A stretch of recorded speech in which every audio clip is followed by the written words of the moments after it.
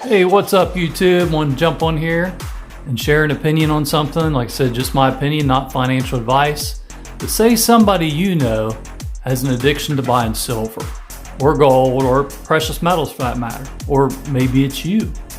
You know, I guess we could say it's better than drugs or alcohol, gambling, or that type of thing. But I want you to stay tuned clear through the end to hear what my personal opinion is on how to prevent that from being a problem down the road. So first off, what I wanted to talk about, I had a question for all you guys. Would you say the same thing for to the person accusing the addiction as if your partner or yourself or whoever this person was saving cash? Okay, so let's evaluate that. You know, based on the latest CPI data, it says inflation's at 8%, right? And that's using the current metrics. So what if we use the pre-1980 metrics, right? That would be like 16%. Okay, let's say you put that cash away in a bank account, savings account, whatever, right? And that bank is currently paying you a very generous 4% interest rate, right? I don't think a savings would be that, maybe a CD would be that or a little more. But you're still losing purchasing power, okay, year by year by 4 to 12% of the value of your money, depending on the metric of calculation used, whether you're using the current metric or you're going back to the pre-1980 metric. But regardless, you're losing purchasing power, okay? And the one thing about silver and gold, well, especially gold, silver's a little more volatile, but at least you have a chance of maintaining the purchasing power, unlike saving cash. So maybe this person is addicted to saving in a better way than cash. That is one way to look at it, right? Because after all, the silver and gold are very liquid assets. And liquid means just like it sounds, right? Liquid, water's liquid, it flows easily. So if you ever want to offload this stuff, right, this silver or gold or precious metals, it's in high demand, so it's easy to do. It'll flow right out and flow right into somebody else's hands. Okay, so like I said, it's easily sold, traded, so the demand is there, all right? So of course, when you buy this stuff, you need to buy smart, okay? So for me, that is primarily low premium silver or gold. You know, at the end of the day, the spot price moves up and down. You want to stay as close to that spot when purchasing as possible. There are some little niche items, right? Collectibles, and you got to do your research, and those are more of a gamble. But if you think they're going to increase in value, that's a gamble. But if you stay close to the spot price, you got a better chance at maintaining your purchasing power. So if spot price was $25, I know it's not quite that high yet, but $25, you know, for simple math, if you could purchase for spot, man, you're doing awesome. That's great. And if you could just stay between spot price and 10% premium, you're doing really good. I'd say up to 20%, you're pretty safe. Of course, the premium on Eagles is higher than that now. So a tube of Eagles, yeah, they're up there.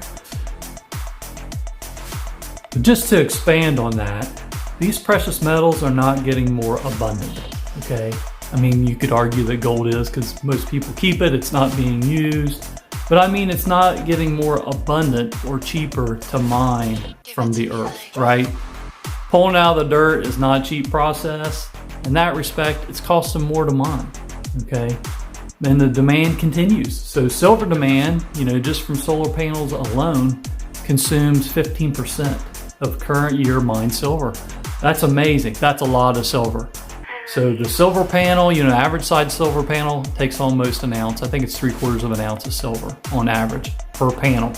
And this is set to grow, right? This is going to continue to grow from 2023 all the way up to 2030 by at least 7% a year. Now, I did see one guy claim that, you know, it's 25% of the market right now. I'm not sure. I've read a bunch of different numbers. I'm just going to say, you know, for the sake of conversation, 15%, and we know there's growth. It's going to be north of that by 2030. Who knows? It could be 50, and according to this guy, it's going to be 100% of all the silver supply. But things change, the way mining, we might find more, some weird anomaly. But for the most part, it looks like our use is going to continue to go up for silver and our reserves is down, and it's not getting any cheaper to mine it. So my overall feeling is, I don't know if we're going to go to triple digit silver or how far we're going to go, what time frame, nobody knows that. But from looking at all the uses, it does look like it's going to go up. Okay, now with that being said, there's so many more uses just for silver, right? Especially electronics. Electronics is huge. And then they also use it in the healthcare. Silver has antimicrobial and antibacterial properties. Okay, but when we go back to just the electronics, the big green movement, right, is causing the future demand past that of even solar consumption. So we've already talked about how much solar is going to use. The estimated use in these EV batteries and things, just the total composite of green movement, is going to surplus the amount of silver used for solar alone. So it's set to pass solar. So what do you think? Do you think we're going to have enough silver, right? So what do you do with your partner? This is what I was saying to the end, or a spouse, or someone that you care about, that may have a silver, what you think is an addiction. Okay, well, what you want to do is, if you can, you talk to that person. Of course, if you're husband and wife or you're in a partner, you should have respect for each other's decisions anyway. Try to understand the market, what they're doing, their point of view. But one thing you can do is you can sit down and agree, right, to set a budget of amount per month to spend on after your expenses are paid. So you get paid, you pay your bills, you got some money. You each want to do something with it, right? So figure out what that is, how much that is, and how much you can afford for your partner to spend if that's what they want to do on their silver or gold addiction. I like to say it's a savings plan, but that's me. I'm a silver stacker, so I'm a little biased, right?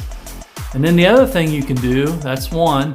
Number two, you can set a goal of how much to stack. Maybe an agreement. If we get to X amount of ounces of silver, I'm going to stop. If I get to X amount of gold, I'm going to stop. Maybe some collectibles here and there. But that's what, set a goal and try to stop at that goal, right? Whatever your goal may be or what you agree upon. And then number three, you can decide when you're going to sell. Okay, that's very important. Like what phase of life, or is there a certain price? So maybe you say, hey, we get to retirement, the deal is we're going to wait for the market to level out at a good price. We're going to sell this silver and we're going to go out to eat. We're going to get our retirement vacation home, whatever you're going to do. You could set a price or a time to sell, right? And if you're not going to do that, okay, if you're not selling, maybe you want to just leave it to your kids. If that's an agreement or a loved one or whomever, that's fine. But you need to educate that person on the value and how to get the most out. Teach them about spot price. Maybe have a list of what you paid for it so they can, not lose money on what you've so generously left to them to spend. Or you could have a good friend or family member that you refer them to that can help educate them when that time comes. All right, so I hope that helps. I hope more of us get a silver addiction because, like I said, I'm biased. Well, you guys take care. We'll talk later. Peace out.